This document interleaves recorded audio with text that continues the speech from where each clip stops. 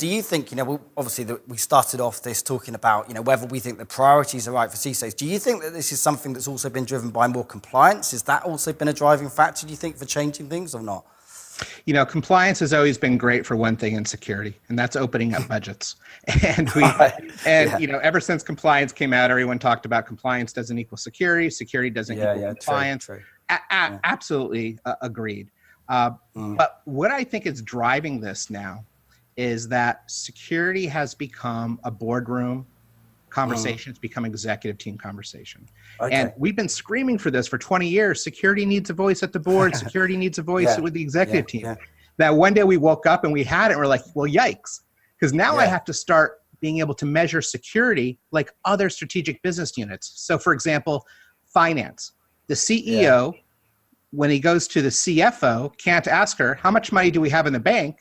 And she says, I don't know, 100 million, 20 million, $5, I'm not sure. She probably won't be CFO very long. No, sure. Yeah.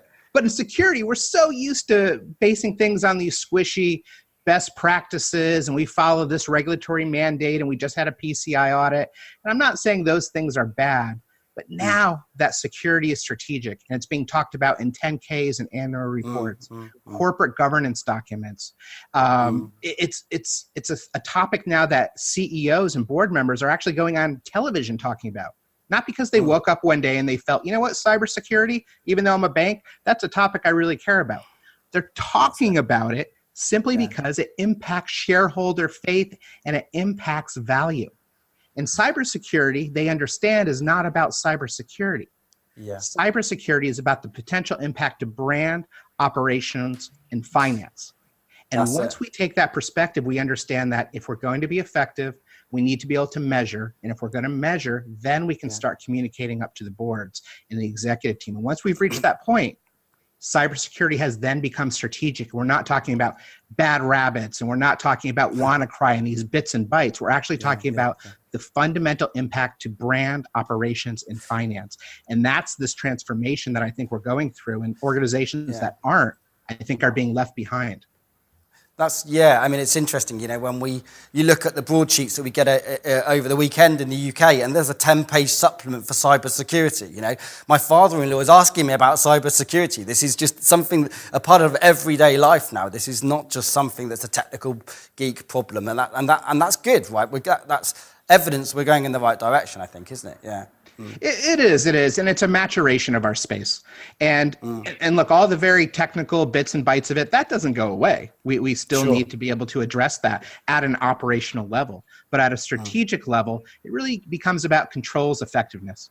It becomes about optimizing my tools. So if I'm going to spend $10 million in cybersecurity, I want to start getting close to $10 million worth of value, not $2.5 million. Yeah. And one of the terms I've been hearing a lot lately is rationalization. I'm actually starting to see people with the title like VP of Rationalization or Cybersecurity Rationalization teams. And they have one goal.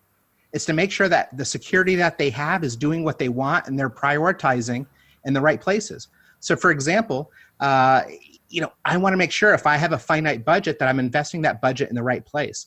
And this is highly, highly critical for mid-sized organizations that don't have the budgets of the huge banks and government organizations. They have the same risk, but they don't have the budgets. So where a large, Fortune 500 bank might be able to, get things right 30% of the time because they've got a lot of overlap and other controls. A mid-sized bank, for example, they don't have that budget. They don't have those resources. So if they spend $1 million on security, they better be getting $1 million worth of security. The other side of that coin is if I have controls that I no longer need and I'm able to rationalize that, that product over there, it's not adding any value. It's so legacy. It's so outdated. We just can't get it to do what we need. Help me retire things I don't need. CISOs hate getting rid of products because they think it might break something that they've already got in place that's working, and they have no way to validate that process. Just think if you could wipe out all that spending on solutions that simply aren't providing value and reinvest it in tools you need and more people and more training. That really changes the field. So rationalization, I think, is going to be a really popular theme throughout the next few years. One question that we quite often get asked is, as a CISO, when we're talking to CISOs, is, where do we turn to for good information? What resources have we got? Because it's quite a lonely job being a CISO. So, and trying to understand what the priorities are, what you should be spending your time on. I mean, who can you turn to? I mean, what's your advice on that? Yeah. What resources? There's. I remember when I first started in security. Going back 20 plus years ago, we used to get tons of magazines, and these were these huge print style things, and you get 5 or 6 a week, and eventually they just started stacking up on the floor until you took them to recycle. What I'm finding today is, there's a lot of great resources out there. There's podcasts, there's videos, there's a lot of ways you can bring up your knowledge about what's happening. But probably the best are these ISACs, getting together with organizations that are similar to yours, having these meetups, sharing ideas in these consortiums. Sometimes when you're in your own organizational bubble, up looks down and down looks up, and you think this is the way things are supposed to be because it's the way you've always done it. And getting those sort of other perspectives, I think, is probably the most valuable. Now, you can do this at the trade shows, and there's great trade shows. There's Info Security Europe, and there's RSA and Black Hat, and probably about 1,000 others. And those are fine. But if you can get together with people in a like business in terms of, maybe it's the same vertical or maybe the same business size or segment, that can be tremendously beneficial to everybody that's involved. Yeah, I totally agree.